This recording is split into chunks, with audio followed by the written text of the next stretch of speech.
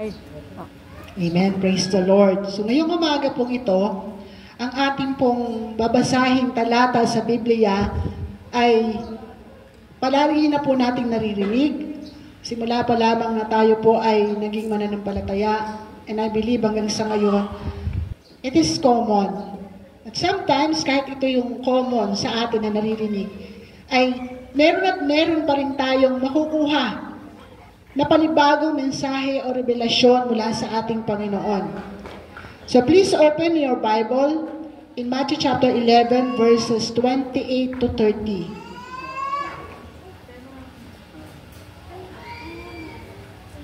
Again, Matthew chapter 11 verses 28 to 30. Babasahin ko po. Sabi po rito sa English, "Come to me, all you who have tired, for carrying heavy loads, and I will give you rest. Take my yoke and put it on you and learn from me, because I am gentle and humble in spirit, and you will find rest, for the yoke I will give you is easy, and the load I will put on you is light." Sa Tagalog po, lumapit kayo sa akin, kayong lahat na nahihirapan at nabibigat ang lubha sa inyong pasanin, at kayo'y bibigyan ko ng kapahingahan. Pasanin ninyo ang aking pamatok at sundin ninyo ang aking mga tinuturo, sapagkat ako'y maamo at mapagkumbabang loob. Matatagpuan ninyo sa akin ang kapahingahan, sapagkat madaling dalhin ang aking pamatok at magaan ang pasaning binibigay ko sa inyo. Amen. Very common, tama po ba? Madalas na po natin ito naririnig. So, ito po ay pinamagalan ko, Rest to Win. The title ng ating pong mensahe ngayon, o mensahe ng Panginoon is Rest to Win. So, alam natin lahat ng talatang ito ay panawagan. Ito ay invitation. Kanino po? Sa mga tao na nahihirapan at nabibigat ang lubha.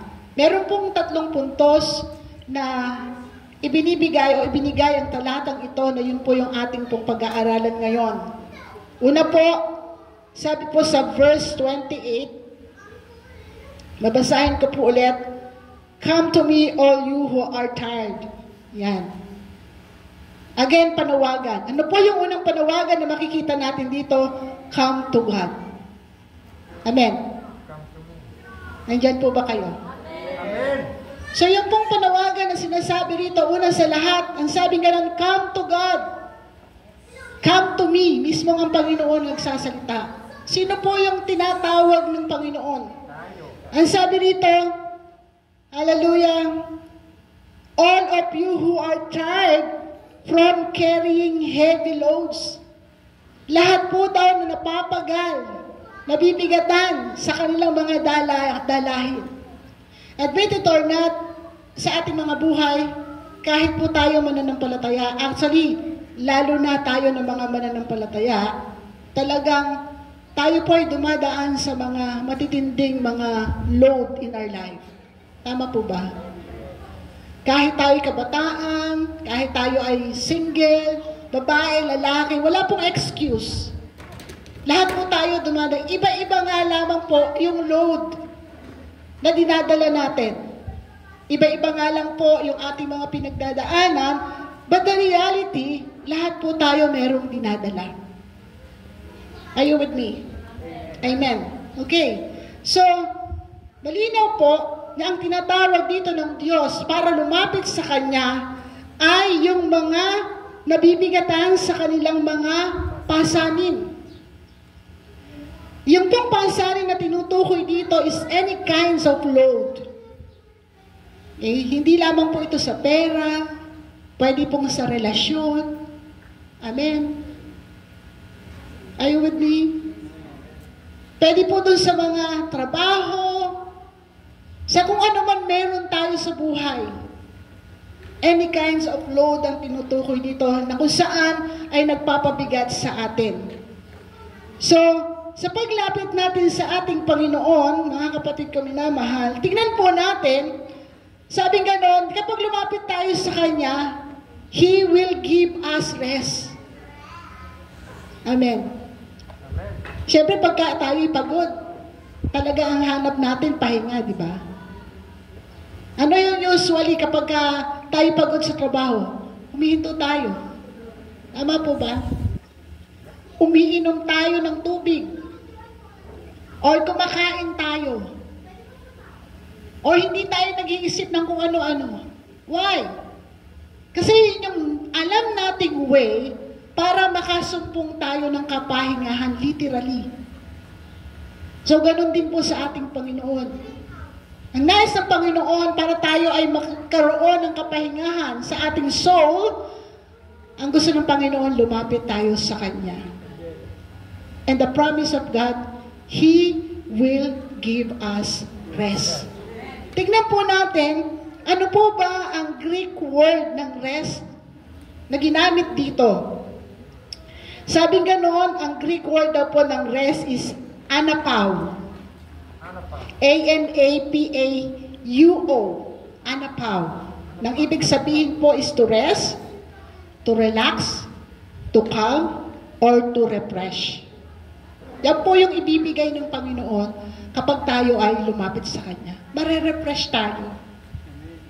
Amen? Kaya, alam mo kapag ang isang Kristiyano talaga nakapag-rest kay Lord eh. Okay? Blooming. Tama? Refresh na refresh. Sa outlook appearance mo lang, obvious na talaga nakapagpahinga siya kay Lord. Kasi pag sinabi mong nagpahinga ako kay Lord, nag-devotion ako kay Lord, naranasan ko ang presensya ng Panginoon, tapos makikita sa'yo after that, lulugo-lugo ka. Yung mukha mo hindi maipinta, parang Biyernes Santo.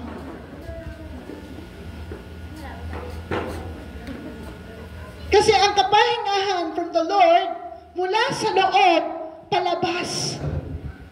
So you cannot hide the presence of the Lord kapag totoo kang nakapagpahinga sa Kanya. Are you with me?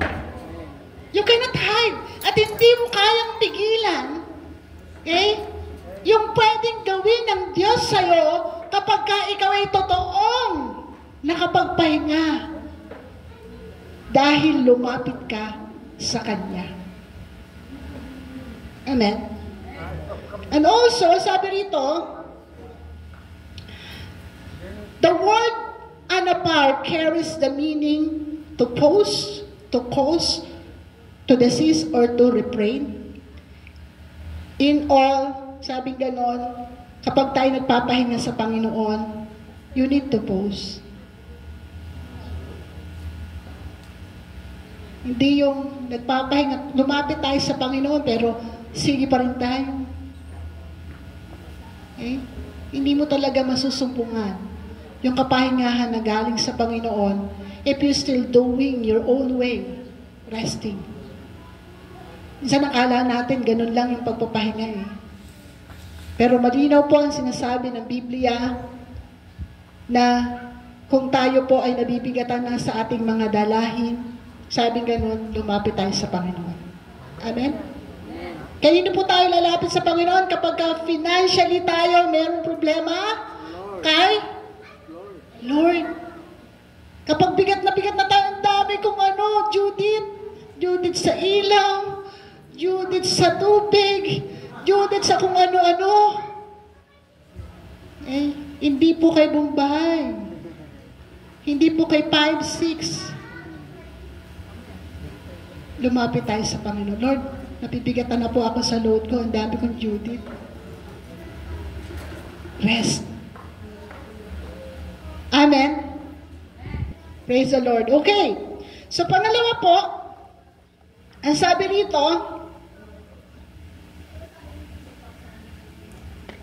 verse 29, take my yoke and put it on you. Yan. Una, come to God. Pangalawa, ang sinasabi po sa atin, take God's yoke and put it on you.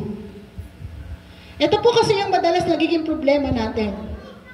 We come to God, then we stop. Listen. Ulitin ko po. Madalas, ito yung problema natin. Sasama ko na po yung sarili ko. We come to God, then we stop. We quote this verse always. Verse 28, pero yung 29, ayaw natin. Why?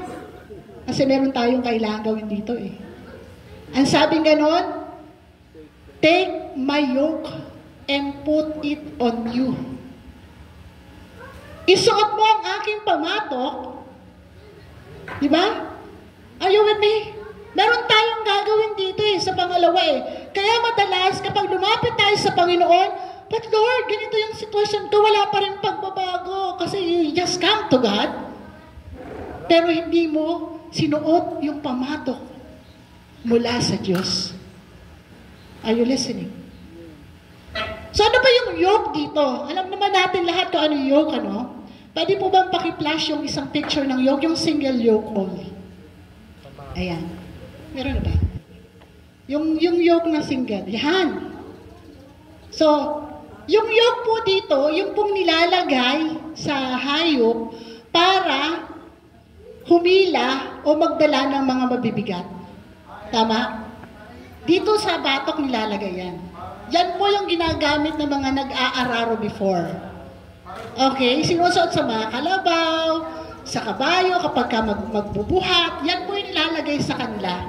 Para makarry nila yung mabigat na dalahin nila. Okay? At ito po yung itsura natin, hindi po yung hayop pa. Ito po yung kalalagayan natin. Yung yoke na nag-iisa nasa ating balikat at hinihila natin. Okay? Yung mga dalahin natin sa buhay.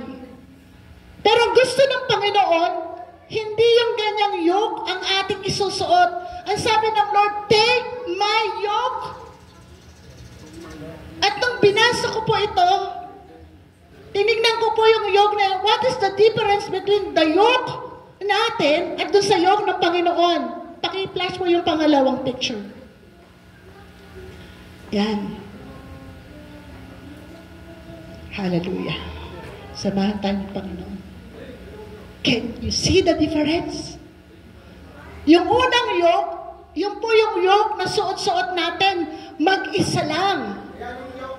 Pero ang gusto ng Panginoon, isuot natin yung yoke niya na kung saan dalawa, ibig sabihin ikaw at ang Panginoon, sabay kayong lumalakad, dala-dala ang kabigatan, dala-dala ang may hirap sa buhay. So ibig sabihin kapag kayoon ang ginawa natin, sigurado merong kapahingahan. Pwede ba nating palakpakan ng Diyos? Oh, hallelujah. Ito yung nakakalibutan natin. That's why we keep on crying, Lord, pagod na ako. Kasi anak, hindi mo sinusuot yung yoke ko. Lumapit ka lang sa akin, anak eh.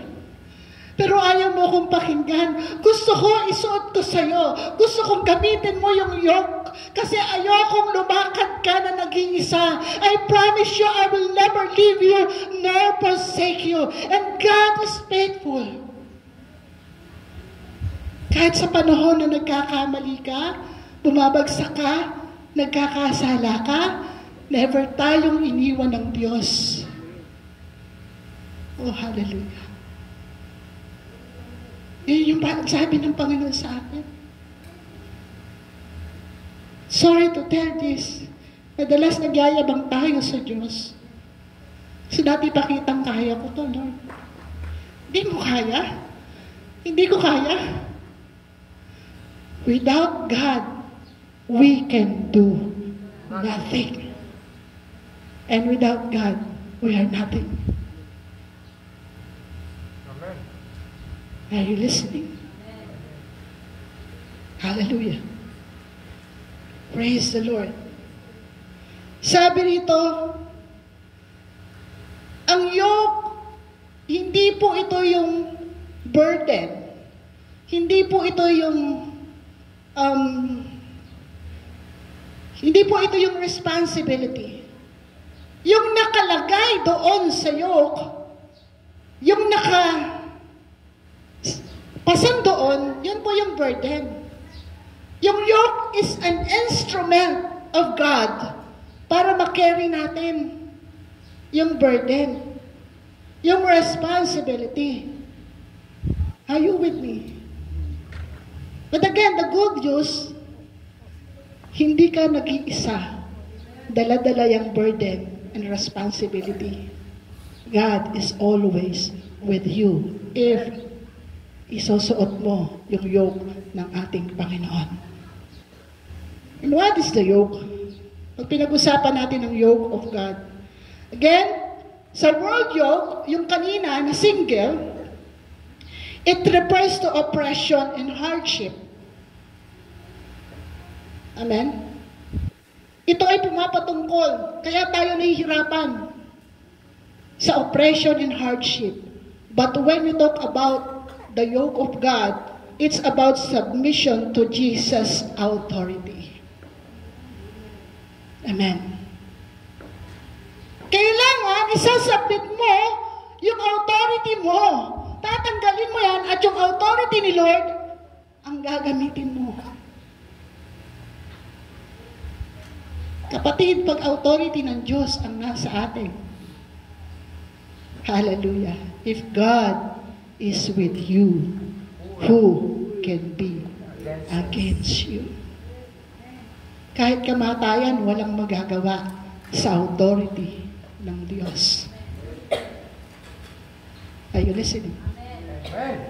Hallelujah. Isipin mo na yung pinakamahirap na sitwasyon mayroon ka ngayon. Pero kapag ka isinuot mo ang yoke na galing sa Panginoon, rest to win. Hindi ka lang basta nagre-rest. Sigurado yung tagumpay. Dahil kasama mo yung nagtagumpay sa mundong ito 2,000 years ago. None other than our Lord Jesus Christ. Hallelujah.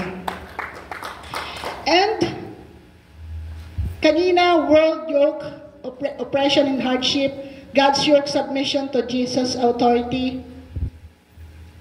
One more thing, submission to His teaching. Amen.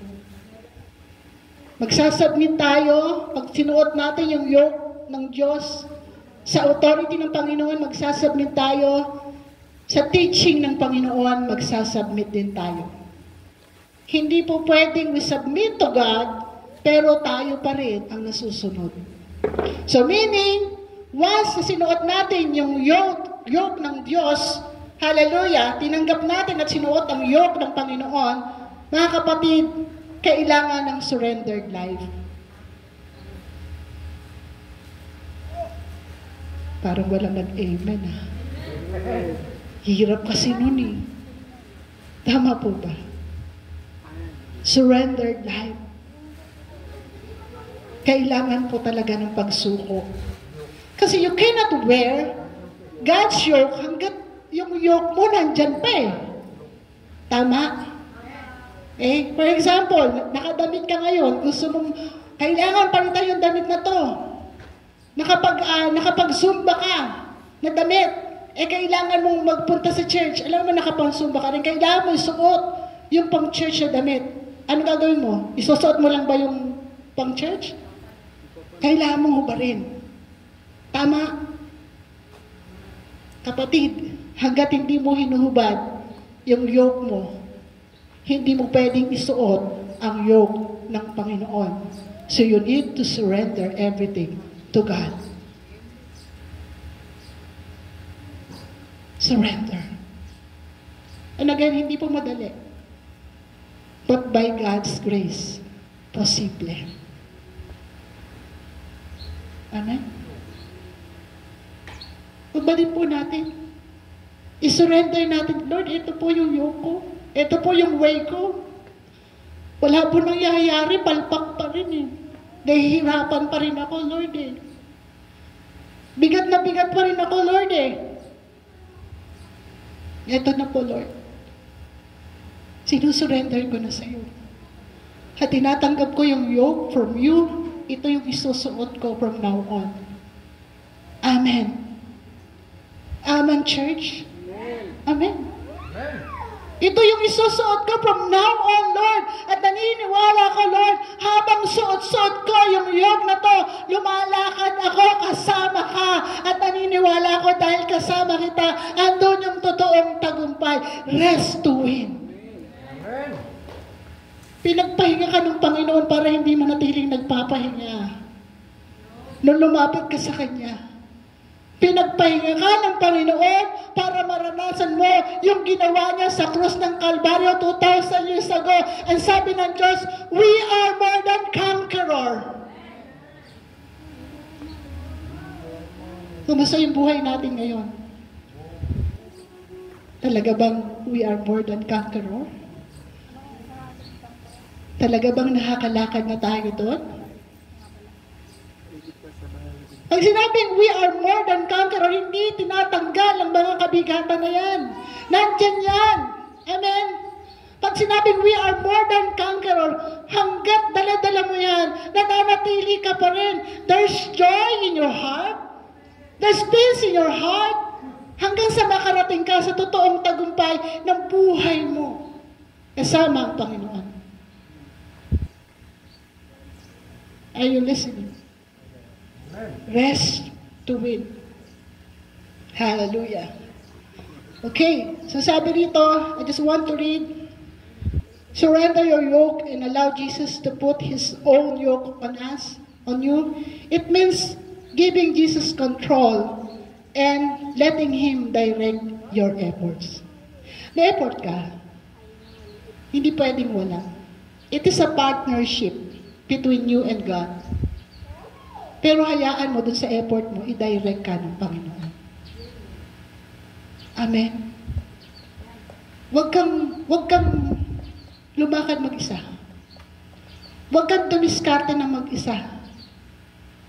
Hayaan mo dun sa effort mo, i-guide ka ng Lord. Amen po ba? Hallelujah. God's yoke.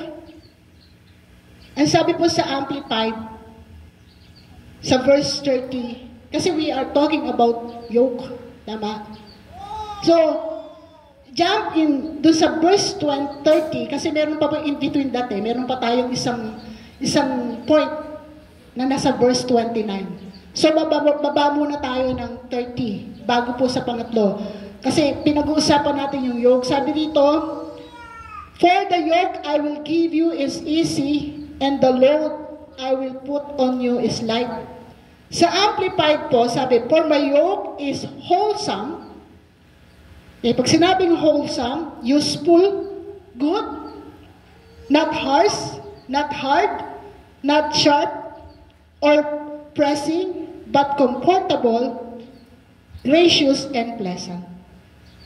Yan po yung yoke ng Panginoon. Okay? Take note ha. Yung yoke ng Panginoon, hindi po yun yung problema. Hindi po yun yung load. Kasi instrument right? Kanina di ba nakita niyo, nakalagay dito, hindi naman yun yung yoke Though yung bigat na pupunta dito, pero ang totoong problema, yung dala-dala mo, yung nakasakay doon na hinihila. Tama? Pero malinaw, sabi rito, yung yoke ng Panginoon, yung way of God, yung instrument of God sa atin, sabi ganun, good, pleasant. Magaan, dalhin. Pagparaan natin ang hirap. For example, may kaaway ka. Nung paraan ng tao. Ganun ha? May nagtaray sa'yo. Sige, tikman mo bangis ko. Diba? Ganun yung tao Tama po ba? So, nangyayari, damay-damay na yan. Kaya nga meron mga nag-aaway, pamilya-pamilya Yoke of man. Pero pag sa Panginoon, may kaaway ka, love your enemy. Pag binato ka ng bato, na may palaman, peanut butter. Diba? Mas masarap pag may peanut butter.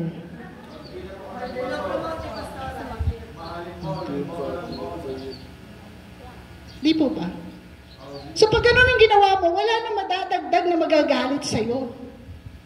Pagka yung ganun mataray ka sige, tigre ako. Ba?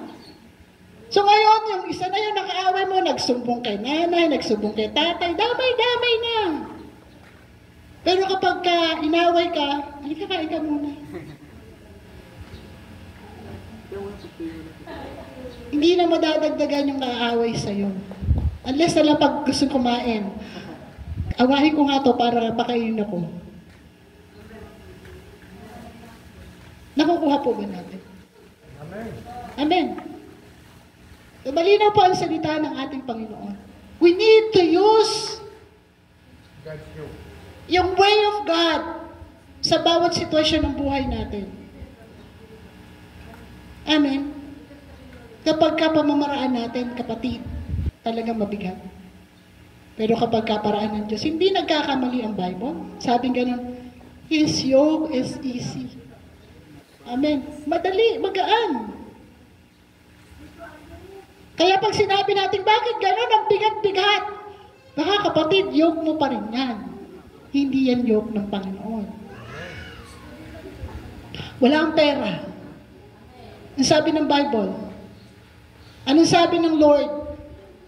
Seek ye first the kingdom of God and His righteousness, and all these things shall be added unto you. Hindi, magkatrabaho, kaigi-igi, kahit linggo, kayo dito, kayo doon, kasi kailangan mo ng pera, wala akong pambayad sa mga Judith ko. Bukas makalawa, may sakit ka na. Judith lang ang problema mo. Ngayon, pati pambayad ng ospital, problema mo na rin. Kasi yoke mo. Ama po ba? Amen? Kapatid, nasa Panginoon na tayo mag-aanan. Hallelujah. Sabi po rito, you are not alone. God is with you. So kapag kasuot natin ang yoke ng Panginoon, ang nais bigyan din dito, lalakad kang hindi nag-iisa, kasama mo ang Diyos. Again, sabi po sa Romans chapter 8 verse 31, if God is with you, who can be against you? Pagkasama mo ang Creator of heaven and earth, pagkasama mo yung nagpakulong kay Satanas, sino pa ba pwede maging laban sa'yo? Sabi po sa Isaiah 43 verse 2, kapag dumaan ka sa malalim na tubig, sasamahan kita. Tumawid ka man sa mga ilog, hindi ka malulunod. Dumaan ka man sa apoy, hindi ka masusunog. Hindi ka matutupok. Kasama mo ang Diyos. Yoke. Ang sabi po sa salita pa ng Panginoon, I will never leave you nor forsake you in Hebrew chapter 13 verse 5. Mga kapatid, ang nais ng Panginoon, totoo nating maranasan ng tagumpay. Rest to it. At mangyayari lamang yun kapag ka lumalakad ka nakasama ang Diyos. Kahit anong problema yan, kapatid. Name it. Pastor, ang hirap, wala ng pag-asa. Meron. Yan nga maganda eh. Pag wala ng pag-asa sa tao, ibig sabihin, ang Diyos naman. Nagawa ko na ang lahat eh. Yun naman pala eh. And it's time na para ang Diyos naman ang gumawa.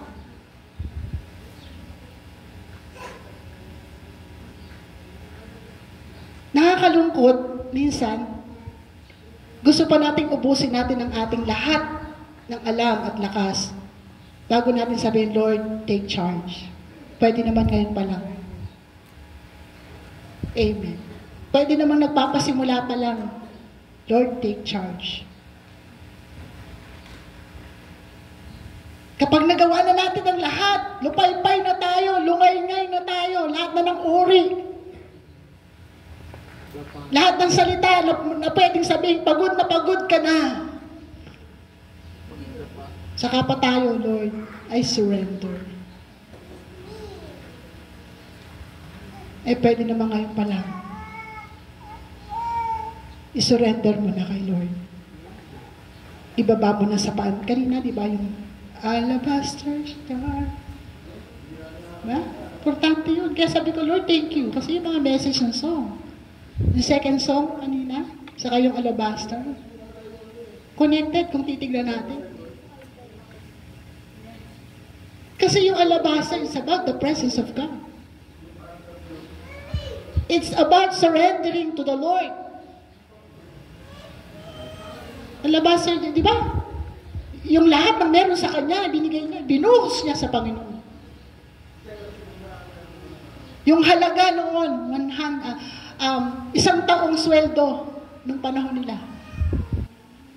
Tayo, tithes lang ng isang araw, hirap pang ibigay. Tapos we are expecting miracle. Maasa tayo ng talagang himalang kikilos ang Diyos. Oras natin, hindi natin may surrender sa Panginoon. Tithes of our time. Sa isang araw, ilang oras meron? 10% of 24. Na ibibigay ba natin kay Lord? Surrender. O pagkagising natin, arada na tayo, arangkada na tayo, gawa dito, gawa roon. Wala namang problema kung nakapag-pray ka saglit, but still, you need to allot time for God and you. Amen. Praise God. Okay. So, sabi rito, di ka iiwan ng Diyos sa anumang sitwasyon na meron ka.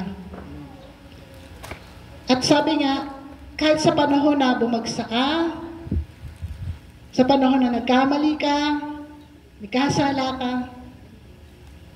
hindi ka iniwan ng Panginoon. Imagine nyo nga, kung dalawa yung yoke, suot mo na, tapos nagkamali ka pa, what will happen to you? Talagang may injured ka, nakaganyan ka, pero kasama mo pa rin ng Diyos. Amen. May-imagine po ba natin? Bumagsak ka, nadapa ka, yung yoke mo, nakakonect pa rin sa yoke ng Panginoon, lumayi ka lang ganyan, but still, you keep on moving. Why? Kasi yung yoke ng Diyos, suot mo pa rin. Hindi ka iniiwan ng Panginoon unless na lang, Lord, ayoko na sa yoke mo, sa'yo na yan.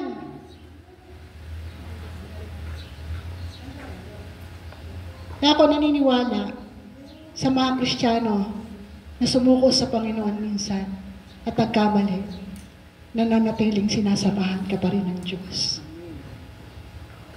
Amen. Hindi nga lang ganun kabilis kapag ka normal ka. Amen? Pero still, lumalakad pa rin, umaarangkada pa rin, medyo mabagal nga lang. Amen. Last,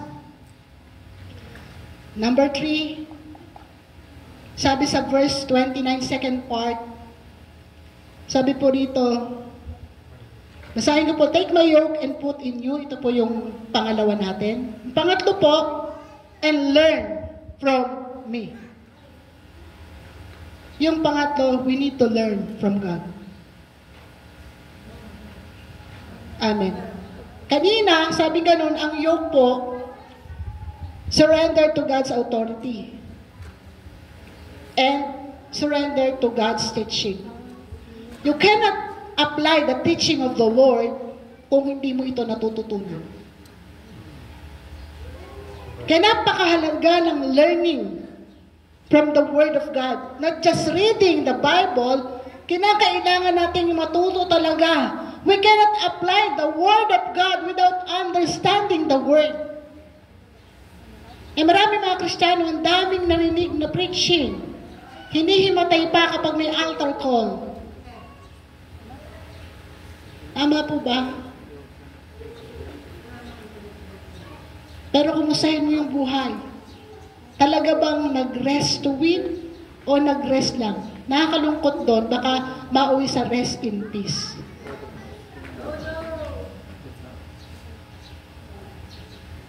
Amen po ba? Ang sabi rito, learn from God. Kailangan matutunan natin. Maunawaan natin ang salita ng Diyos. Hindi yung basta lang nakita natin, kailangan laliman natin ang pagkakaunawa natin sa salita ng ating Panginoon. We are representing God in our life.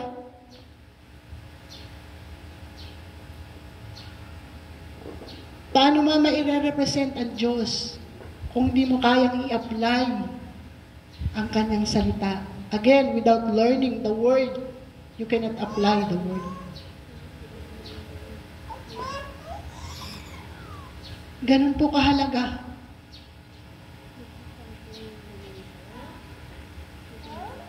Sabi ko, very common. Pero ito na iiwan natin eh. Umiisap tayo. Pagod na ako. Kapatid, kung may problema ka, sabi ng Bible, 11:28, tumapit tayo sa Panginoon. Stop. Nakakalimutan natin idugtog. Suot mo yung pamatok ng Lord at mag-aral ka. Alamin mo kung ano yung way ng Lord sa problema na mayroon ka. Learn from God. Naniniwala ako, lahat ng problema existing ngayon, at kung meron pa bang mga bagong darating pa, lahat nun may solusyon ng Diyos. Lahat yun ay nakasulat sa kanyang salita.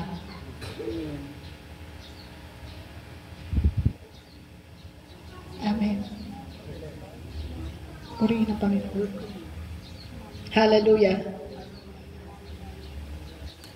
Mga kapatid, pag pinag-usapan ng learn from God, ito po yung mga ginawa ng Panginoon. Specifically kasi sinasabi rito, learn from me.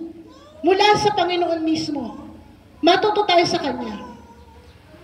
Ako po personally, kapag gusto ko matuto, halimbawa sa pagluluto, nag-o-observe ako mabuti. Okay? Pinag-aaralan ko, paano ba yung paggawa nito? Diba sa YouTube? Gusto ko makapagluto ng masarap na butchi. Ilang beses ko yung pinag-aaralan. Humahanap ako ng iba't ibang mga video patungkol sa paggawa ng butchi. Okay? Pag meron ako nakita, ito. Mukhang ito yung the best. Uulit-ulitin ko yun hanggang ma-memorize ko. Hindi pa ako titigil doon. Susulat ko pa yun.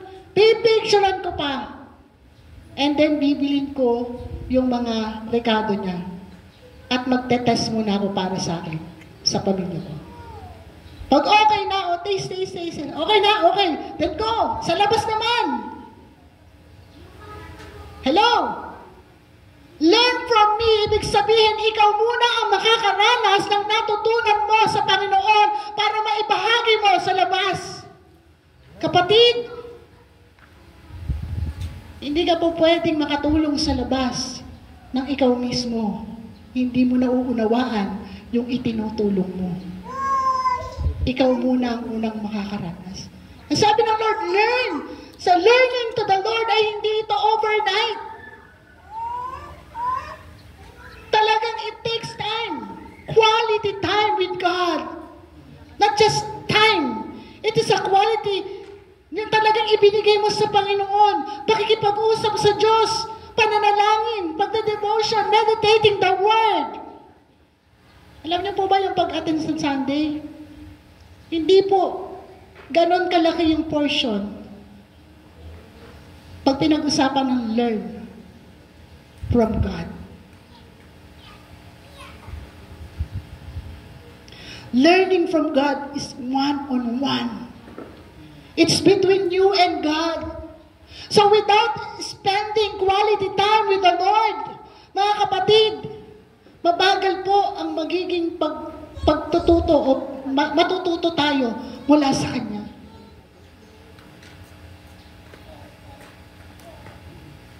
Sabi ko ang ganun, in my life,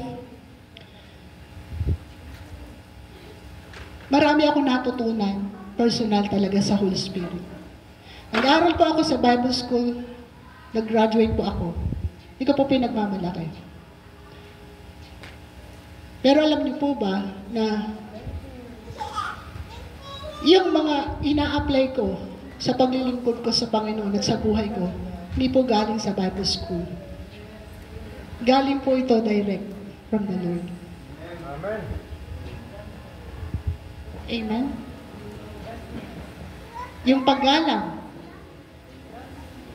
yung respect, yung love, yung understanding, yung kindness, yung caring, di mo yan matututunan sa pag-attend ng mga seminar.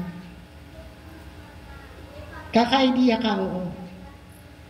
But when we talk about learning, you can apply. Amen.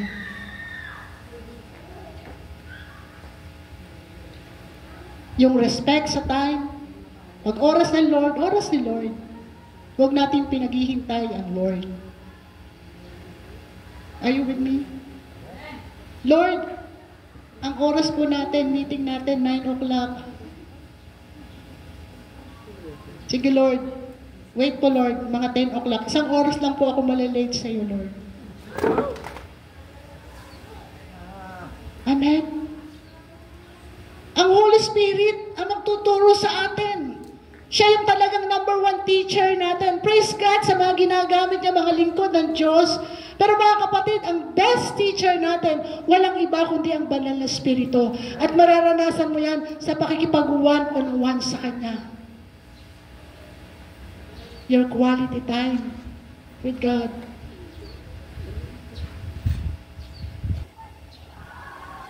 Amen? Hallelujah. Okay. So, sabi ko, doon mismo sa mga ginagawa ng Panginoon, pero i-general na po natin. Kasi pagka inisa-isa natin, yung mga gustong ituro sa atin ng Panginoon, ang dami po niyan sa gospel. Lahat po yung ginawa ng Panginoon. Nandun po yun. Sa pera, sa physical, lahat. Love your enemy. Nasa gospel po yun. Pag inisa-isa natin to, mauubos yung oras natin. I-general na po natin. Dalawa po. Una yung pananampalataya. Pangalawa, hallelujah, praise the Lord, yung mapuspos ng banal na Espiritu. Yung una, yung faith. Makikita natin kung paano yung pananampalataya ng ating Panginoon. Ang pananampalataya ay paniniwala sa mga bagay na hindi nakikita. Dahil alam mong totoo, kahit hindi mo nakikita, naniniwala ka.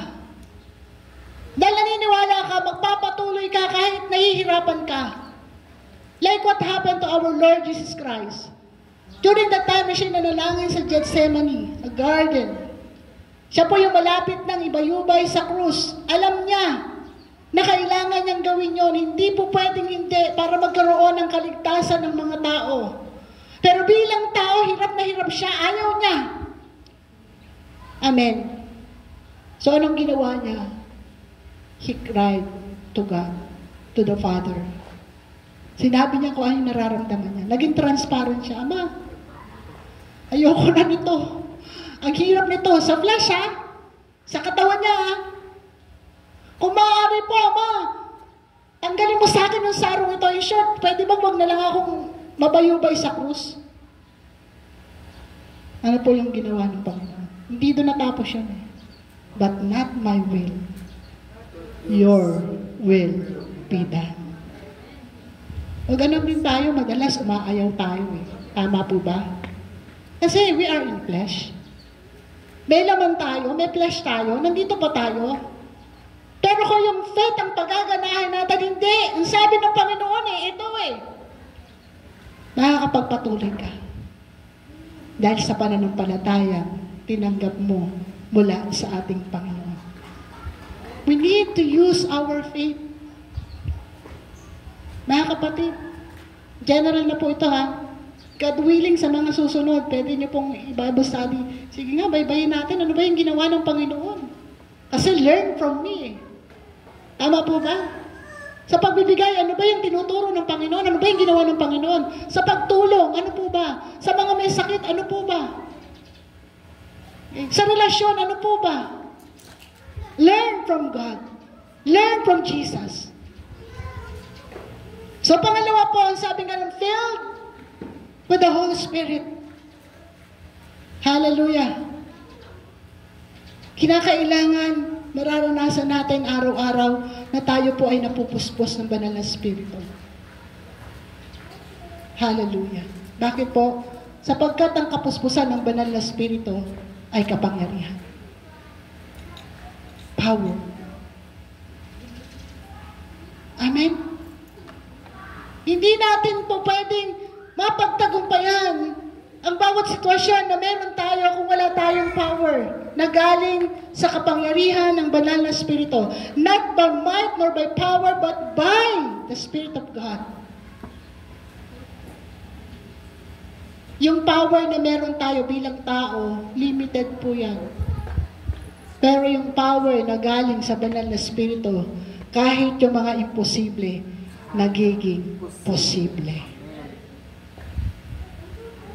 At sabing ganon, when we talk about Holy Spirit in Luke, praise God, sa book of Luke, makikita natin doon, and even sa Matthew chapter 3, nung binaptize ang Panginoon, sabing ganon, ang Panginoon ang magbabaptize sa atin in spirit. Tama po ba? At sabing ganon, ito ay apoy.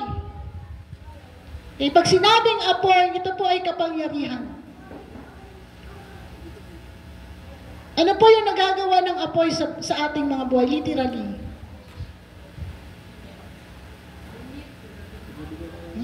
Marami, di po ba? Positive. Ano po yun? It purifies. Tama? Yung gold, kailangan. Hindi si Pastor Gold, ha?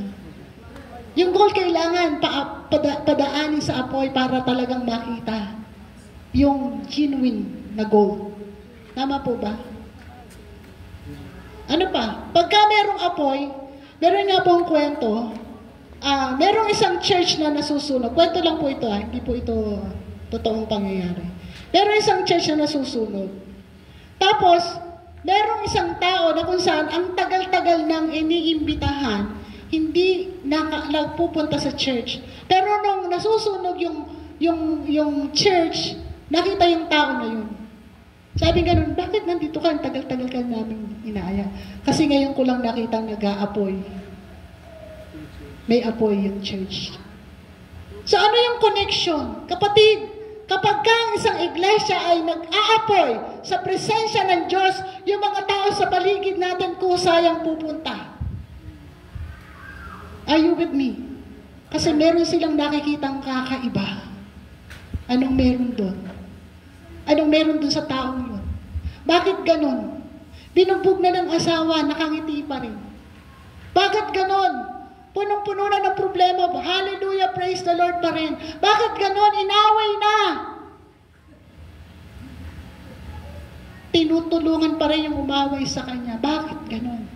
May apoy ng banal na Espiritu.